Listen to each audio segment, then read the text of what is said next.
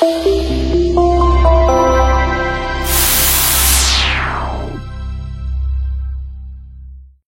everybody, this is John Costigan. In this segment, I know it's probably going to be a unique name, but it's called Hope.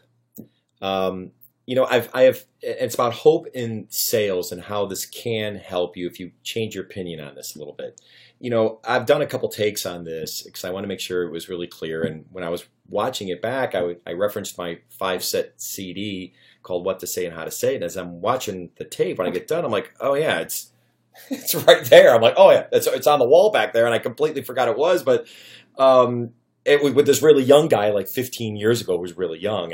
The reason why I'm referencing that CD is because back then I used to say yes is a great answer, no is a good answer, and maybe stinks. And let me stop. I still agree with that. Okay, but the one thing I want to say is this: time does kill all deals.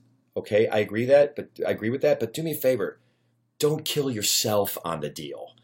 And I know that sounds weird, but don't do something that's going to kill your opportunity to win the deal because you were so darn pushy on trying to follow this yes is great, no is good, and maybe stinks. And I always say make sure you get the no early on so you don't exhaust your resources. Well, I've seen people sometimes mess up and they go for the no so hard they get the no. You know, I know there's concepts like, hey, go for the no. I get it. I love that too. Get the no early. But sometimes you've done it so hard that you're getting a lot of no's. And sure, there can be something that's liberating about it. Absolutely. It's kind of nice when you get to hang up and go, cool, great. We've lost. Great. I'm glad I found out early. We can now move on. And there's not a lot of situations where that works. But the reason why I mentioned about hope is a good thing is because it's not a no. And I want to make sure that you're not losing the deal because you tried to follow this darn methodology 15 years ago and you pushed so darn hard that you got the no. I mean, you got a great company and a great product. Just make sure that you're the one who doesn't screw this up by going for this concept. You know, one of my favorite movies is Shawshank Redemption. Most of you have probably seen it. Phenomenal movie. And right towards the end, Morgan Freeman's underneath a tree by a rock wall, and he's reading this note that was left to him by Tim Robbins when he escaped from prison. And he's reading it. And of course, you hear Tim Robbins' words as Morgan's reading it. It says, Red, and that's his character's name. He goes, Red, remember what I said. Hope is a good thing, maybe the best of things. I don't know if it's the best of things in sales, but it definitely plays a role. Don't lose your opportunity because you're trying to push so hard to get the no that you might have gotten a yes a little bit farther down the road, but you were impatient. Okay?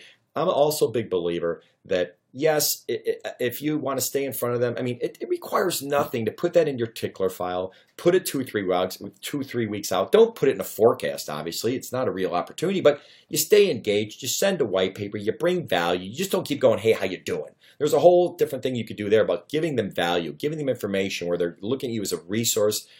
That's what you want. But that takes nothing. It's a quick email every 3 weeks or so. Stay in front of them. I'll stay Hope Alley there just to do that. So I would stay with Hope on that. Okay, but when they say, why don't you fly out? I need to have more of this. Give me a proposal. Then you can get back on the phone and qualify a little bit harder because maybe they now have a need and they've cracked open the door. I will tell you, just before we leave, we had a sales rep for one of my largest clients, a software company up in Burlington, Massachusetts, where this rep stayed engaged and they virtually said, nope, we're with their number one competitor. He goes, we're with these folks. We've been in forever. We're not gonna change. And he just stayed in there, kept staying, sent an email about every 3-4 weeks. And his name's Mark. The rep's name. Well, next thing you know, he pinged this person, and the VP called him up and said, you know something? They just screwed up. You just got another shot to get back in, and they nailed this deal, and it was huge. The deal was so big, it probably should have gone to the field, but since this inside rep did such a great job, they wanted to work with him. So hope it's not great, but it's not as bad as I probably made it sound out way back, the way I made it sound way back then. So hope is a good thing. Good selling, everybody. Hey everybody, John Costigan here. The toughest part to any sale is getting in the door, right? Tell you what, click on the URL below this video or go to costigantraining.com/free week. Take the first step of solving this huge problem of getting in the door. It's 5 days, 5 clips, less than 5 minutes. Click on the link. We'll see you in a few seconds.